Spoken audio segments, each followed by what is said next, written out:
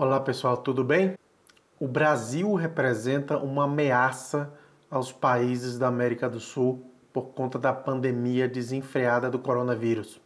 Quem diz isso não sou eu, embora eu concorde com tudo isso e até mais. Mas quem diz isso são os presidentes da Argentina, do Paraguai e do Uruguai. Vamos ver o que eles falaram nos últimos dias e, sobretudo, o que eles fizeram, o que eles decidiram fazer em relação ao Brasil. Primeiro, vamos ver os números atuais da pandemia do coronavírus nesses países. A Argentina, que tem 45 milhões de habitantes, tem no momento 6.879 casos e 329 mortes. Esse número é de 13 de maio. O Paraguai, que tem 7 milhões de habitantes, tem no momento 740 casos confirmados e 11 mortes. E o Uruguai, que tem 3 milhões e meio de habitantes, tem 719 casos e 19 mortes. Já o Brasil, com os 210 milhões de habitantes, chegou nessa triste quarta-feira a marca de 189 mil casos e ultrapassamos a marca de 13 mil mortes. A gente chegou hoje, nessa quarta-feira, quando eu estou gravando esse vídeo, a um número macabro de 13.158 mortes. Para vocês terem uma ideia, se o Brasil tivesse a efetividade que a Argentina teve para frear a transmissão do coronavírus, o Brasil teria hoje 32 mil casos e apenas 1.533 mortes. A única coisa que eu fiz foi fazer uma comparação da população e do número de casos na Argentina e no Brasil. 32 mil. E o número real, infelizmente, é de 189 mil. Praticamente 6 vezes.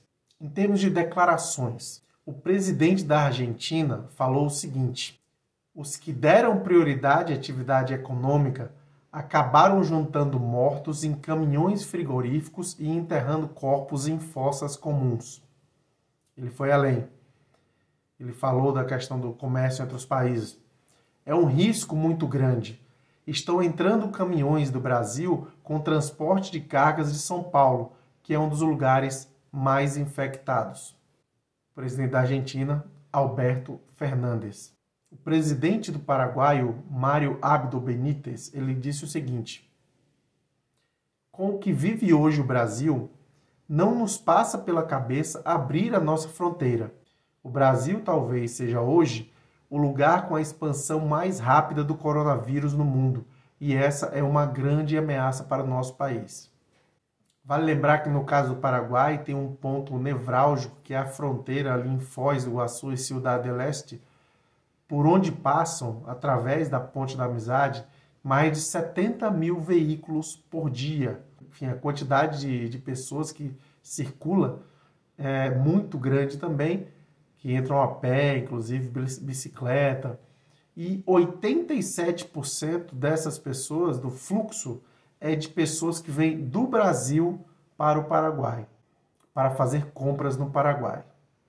O presidente do Uruguai, o Luiz Alberto Lacalle Pou, ele não deu nenhuma declaração mais dura, mas ele determinou que as autoridades do seu país, o Ministério da Saúde, o Ministério da Defesa, fortalecessem, reforçassem a fiscalização nas fronteiras. Uruguai e Brasil, eles têm 6 cidades, onde tem aduana, né? 6 cidades co-irmãs na fronteira. A maior delas é Santana do Livramento, do lado brasileiro, e Rivera, do lado uruguaio.